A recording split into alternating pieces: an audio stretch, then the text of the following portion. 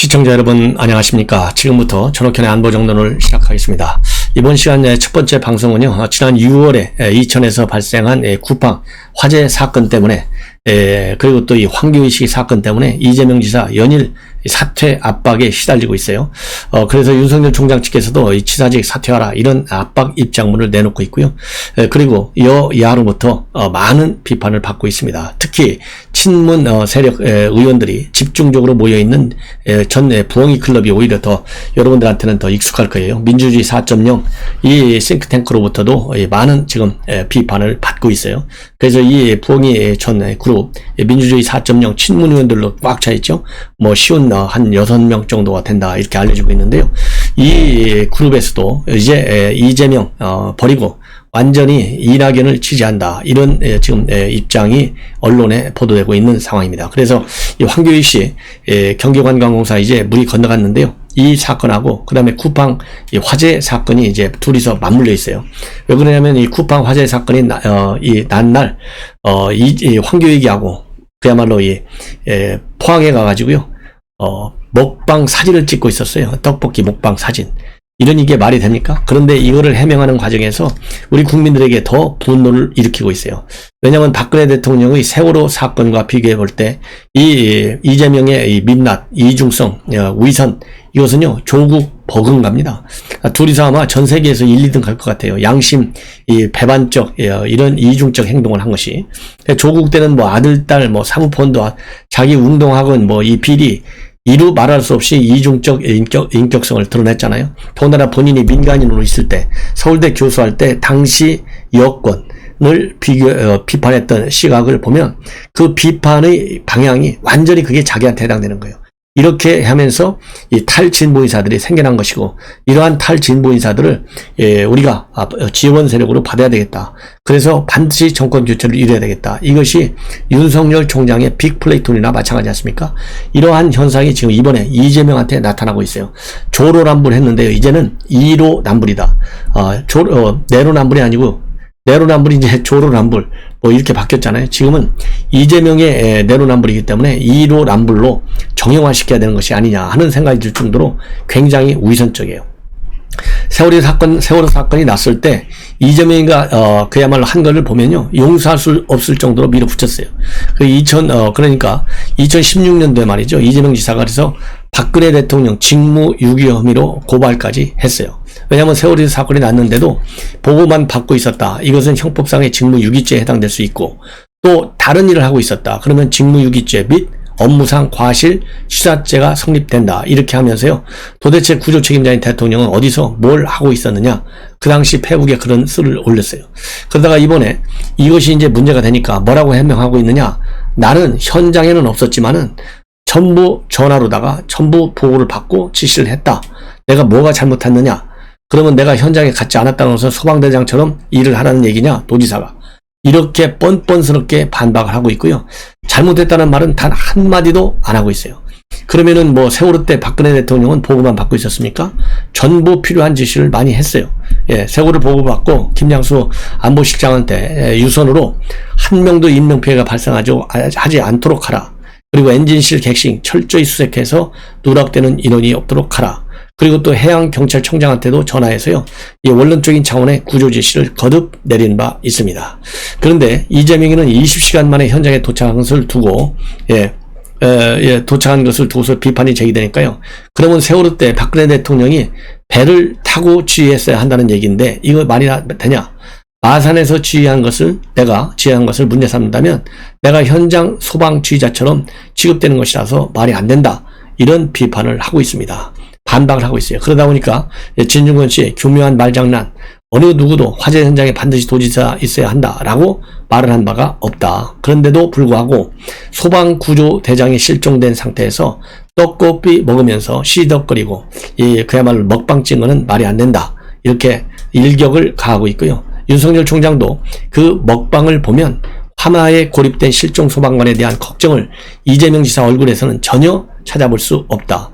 그리고 여당 후보도요. 정세균 명백한 과오에 대해서 구구한 변명은 국민을 속이는 것이고 100번을 되짚어도 명백한 사실은 이 지사가 책임을 다하지 못했다는 점이다. 이런 비판이 나오고 있어요. 그런데 딱 이재명 지사를 끼고 드는 사람이 있어요. 누구냐? 추미애예요. 추미애가 뭐라고 하는지 아십니까? 이 먹방과 관련해서요. 이렇게 얘기해요. 논쟁감도 안 된다.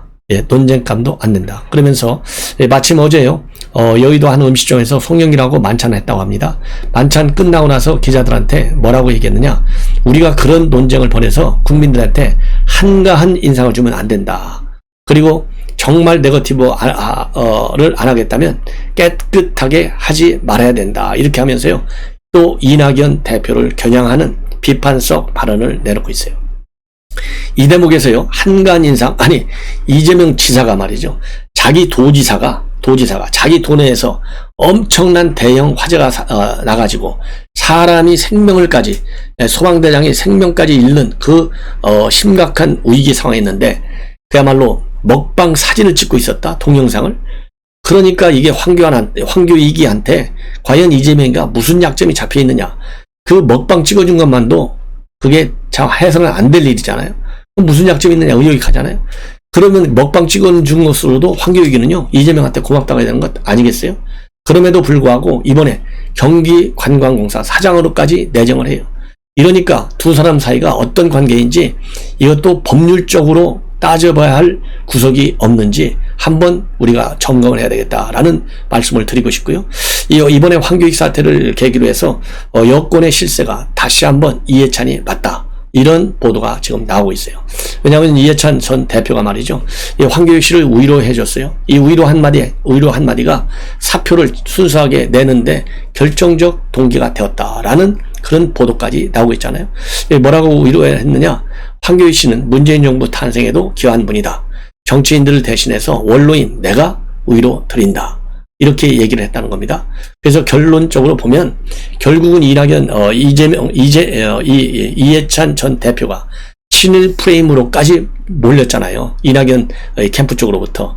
이러한 위기 상황을 정리해 둔 것이 아니냐. 이걸 보면은 역시 상황이다 라는 세간의 평가 무시할 수 없을 것 같습니다. 자, 이렇게 해서 결국은요, 이 황교익 씨의 사태와 관련해서는 이 김어준에 이어서 그리고 이해찬이가 마크에서 큰 일을 했다.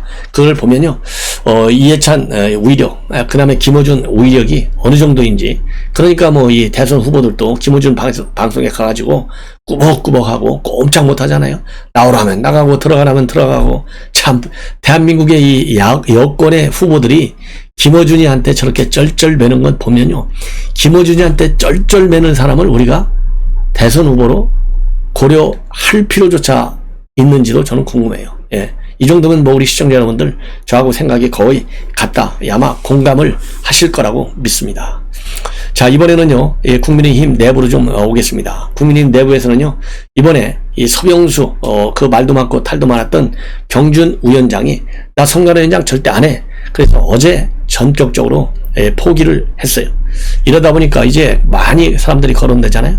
자, 이 거론되는 사람들은 누구누구이고, 거기에 대해서 이제 오늘 이 시간에는요, 제가 누가 거론된다, 이거는 뭐 한두 번 제가 말씀을 드렸는데, 누가 그러면 지금 야권의 1위 주자인 윤석열한테는 제일 좋은 사람이 누구겠느냐, 여기에 이제 초점이 모이는 것 같아요. 그래서 오늘 이 보도는 동아일보에서 지금 보도하고 있는데요, 또 다른 내관 선관위원장 후보 누가 있나 이렇게 제목하에 나오고 있는데, 여기에 지금 거론되는 사람들 지금 김종인, 김병준 비대위원장이죠, 황의여 전 대표, 최근에 대표 이준석 대표 선거할 때 선관위원장을 했죠. 그 다음에 정홍원 전 총리, 그 다음에 정홍원 전 총리는요, 박근혜 정부 때, 박근혜 대통령 때 총선 이 새누리당 공천관리 위원장을 했고, 그 당시 총선을 갖다가 승리로 이끄는데 기여했다, 이런 평가를 받고 있고요. 그리고 이 정홍원 총리의 경우에는 당시에 정치에 입문해서 이준석 비대위원 했잖아요. 그런데 정 총리가 그 당시에 공관의 운영을 했기 때문에 옆에서 다 지켜본 거죠. 나름대로의 이신전심, 스킨십이 있었을 것이다, 이렇게 판단이 되고요. 그 다음에 또 하나는 정병국 전 의원이 거론되고 있어요. 현재 당에서 인재영입위원장을 맡고 있죠.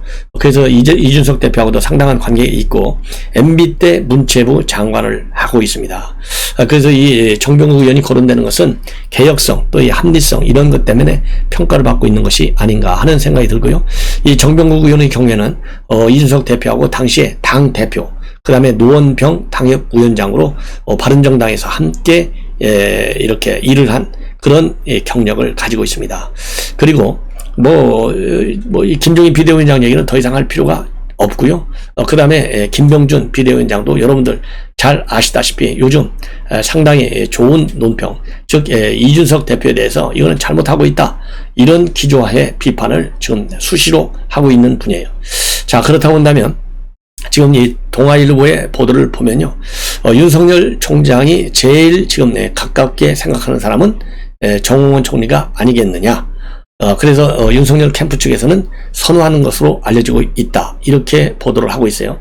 근데 제가 보기에도 이 동아일보 보도가 그래도 정확성이 좀 많이 있지 않는가 하는 생각이 들어요. 왜냐하면 정홍원 총리를 말이죠, 이번에 휴가 때, 휴가가 시작되자마자 맨 먼저 만난 사람이 바로 정홍원 전 총리예요.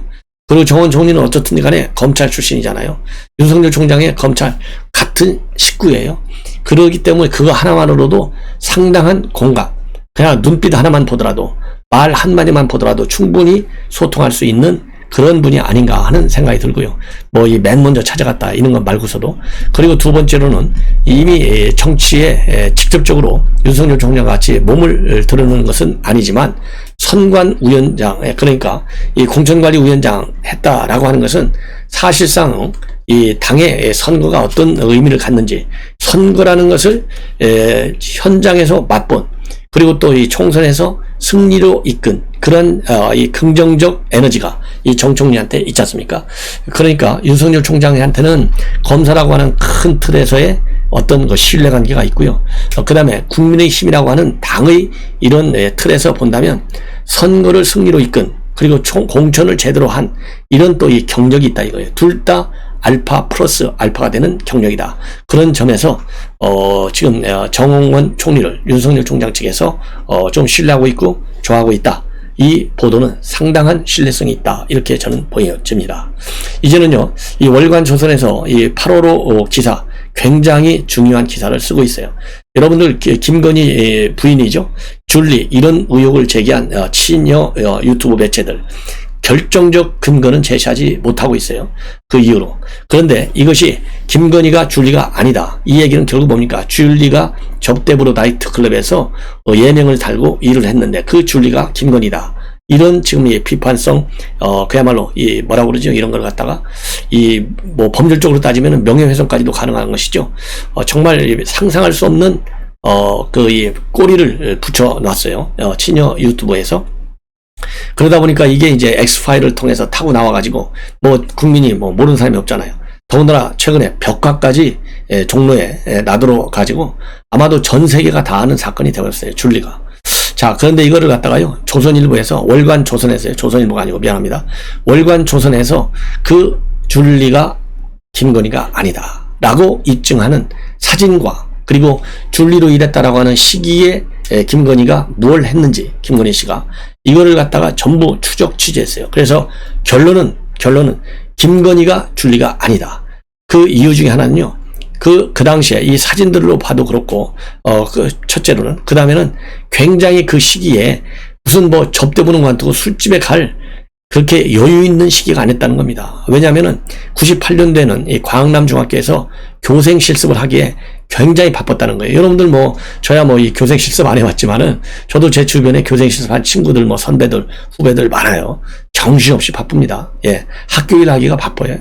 그 다음에 2001년도에는 단성 갤러리에서 개인전을 개최했어요. 자, 개인전 개최하려면 첫째 그림을 잘 그려야 되잖아요. 상당수. 그러니까 전시회 한번 하려면 얼마나 많은 일이 있어요. 그렇기 때문에 이 두 가지만 보더라도 절대로 접대부 할 정도로 여유 있는 시간이 없었다, 이렇게 지금 확인이 됩니다. 그리고 이 사진 딱 3장을 지금 월간조선에서 찾아냈고, 그 당시 지인들을 수소문해 가지고요, 전부 추적 취재를 했어요. 그렇기 때문에 이 사진과 그 다음에는 그 당시에 이 활동 내용, 개인전, 그 다음에 교생 실습, 이 두 가지만 보더라도 충분하다, 이렇게 결론을 내리고 있습니다. 그래서 90년대 후반에서 2000년대 초반에 김건희 씨 이 사진 교육계와 미술계 인사들을 수소문한 끝에 구했다. 이렇게 지금 보여주고 있는데요. 사진이 딱 세 장이에요. 그 중에 한 장은 98년도에 김건희 씨 모습이 담겨 있고 나머지 두 장은 2001년도에 촬영된 사진입니다. 이 사진하고요. 김건희 씨가 어떤 그 당시 생활을 했는지 이거를 쭉 추적 취재를 해서 김건희는 줄리가 아니다. 이렇게 결론에 이른 겁니다. 그래서 98년도에 찍은 이 사진을 보면요. 당시 26세였었는데 숙명여대 교육대학원에 재학하는 시기였다고 합니다. 그래서 이 김건희 씨 주변에 어린 학생들이 많이 몰려 있어요. 그 사진을 보면. 왜냐하면 26살이니까 이 나이가 좀 많은 편이잖아요. 그래서 김건희 씨는 뭘 하고 있었느냐? 그 당시 지인은요, 이 월간 조선에 뭐라고 했냐면, 내겐 김건희라는 이름보다는 김명신이라는 이름이 더 익숙하다. 김명신은 김건희의 개명준 이름이다. 이렇게 하면서요, 아이들에게 둘러싼 이 사진은 김명신 씨가 중학교에서 미술 교생 실습할 때 촬영한 사진이다. 김명신 씨는 광진구 광장동에 있는 광남중학교에서 교생 실습을 했다. 교육대학원에서 공부하면 의뢰 교생 실습을 나가지 않느냐. 김 씨도 그런 과정을 밟은 거다. 김명신 씨는 평범한 대학생이자 교생, 그 이상도 이하도 아니었다. 지금도 그렇지만 교생 실습을 나가면 눈코 뜰 수 없는 게 현실이다. 이렇게 얘기를 하면서요. 일종의 인턴십 과정이라서 학교에서 허드렛 일을 도맡아야 한다. 그러니 얼마나 바빴겠느냐. 그러면서요. 당시는 김대중 정부 출범과 맞물려서 이른바 교육 바람이 불던 때였다. 교육부에서 하달되는 각종 업무 지시와 협조 공문으로 인해서 일선 중고등학교가 매우 분주했던 그런 시기였다. 그런 상황에서 김명신 씨가 과연 술집에서 일했다는 건 누가 봐도 코미디 같은 주장이다. 이것이 이제 하나 결정적 증거고요. 그 다음에는 2001년도에 촬영된 사진입니다. 미술 작가로 활동했던 사진인데 2001년도 7월에 관운동 단성 갤러리에서 개인전을 열었을 때의 사진이에요. 이 개인전을 열은 사진은 당시 7월 9일자 경향신문에 또 그대로 보도가 됐어요. 그 당시 보도 내용을 보면 여성 서양 화가 김명신 씨의 첫 번째 작품전이 7월 11일에서 7월 17일 관운동 단성 갤러리에서 열린다. 황토색과 회색빛이 주조를 이루는 노스텔지어 제목의 작품들이 선보인다. 이런 이 기사가 또 실려 있고요. 경기대 회화과와 숙명여대 교육대학원을 졸업했으며 대한민국 미술대전과 구상전에서 활동을 했다. 이렇게 평가를 하고 있어요. 그래서 그리고 또 개인전 관련 사진 중 다른 한 장은 개인전을 열면서 가진 다과의 장면입니다. 그리고 다른 또 하나의 사진은 단성갤러리 옆에 설치된 개인전 홍보 플래카드를 촬영한 사진이에요. 이로써 2000년대 초반부터 김건희 씨가 미술 작가로 활동하고 있었다는 사실이 증명되는 겁니다. 그래서 이 지인은 명신은 자기 일에 자기 강하다. 작가로서 자기 영역을 구축해야 한다는 일종의 강박관념으로 있을 정도로 일에 몰두했다.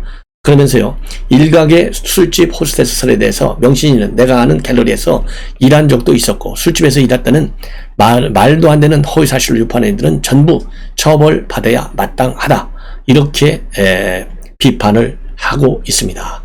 자, 이런 걸로 보면요, 이제는 이 김건희 씨가 뭐 줄리가 됐네 뭐니 됐네 해가지고 술집에서 일했다라는 이제 그동안의 추측 그리고 뭐라고 그럴까요?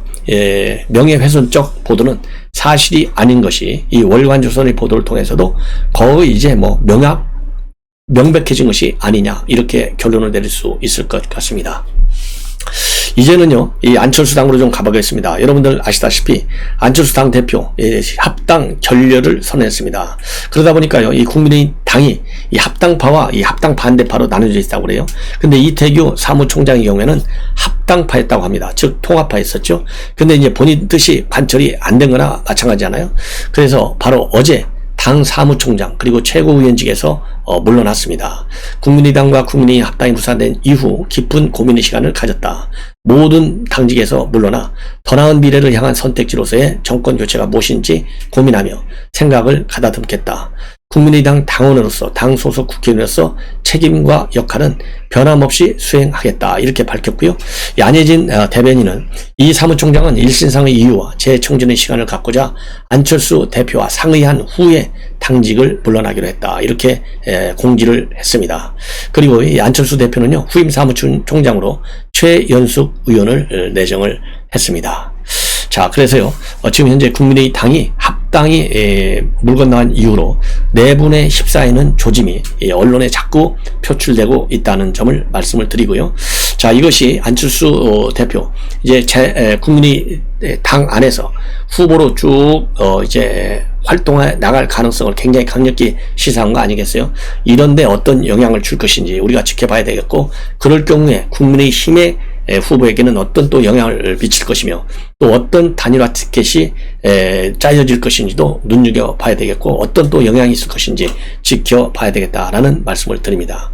그리고 마지막으로요, 김동연 전 부총리가 어제 본인의 음성 고향에서 전격적으로 대선 출마를 선언했고요, 창당 선언을 분명하게 밝혔습니다. 그러면서 예시한 것이 바로 마크롱 프랑스 대통령을 사례로 들었다라는 말씀을 드립니다.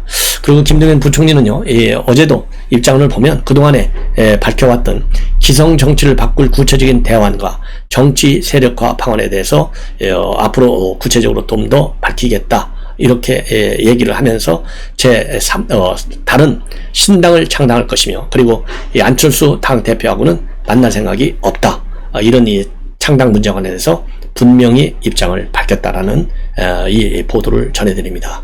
그래서 이제 야권이 말이죠, 상당히 다분열적 상황으로 전개되는 것이 아니냐 하는 그런 우려를 또 씻어내지 않을 수 없을 것 같습니다. 자, 시청자 여러분, 이것으로 방송을 마치고요, 또 중요한 뉴스 많이 기다리고 있어요. 여러분들께 또 보도해 드리도록 하겠습니다. 그리고 이제 토요일이기 때문에 오늘은 지금 뉴스는 굉장히 많은데요, 아주 딱 뚜렷한 뉴스는 조금 작은 것 같아요. 그래서 오늘 방송에서는 이 간첩단 사건이라든가, 그 다음에 아프간 사태, 그리고 윤석열 관련 이런 보도들을 이 사회 전문가들을 제가 모시고 논평하는 형식으로 오늘 방송 이어 나갈 계획입니다. 우리 시청자 여러분들의 많은 시청 당부드리겠습니다. 고맙습니다.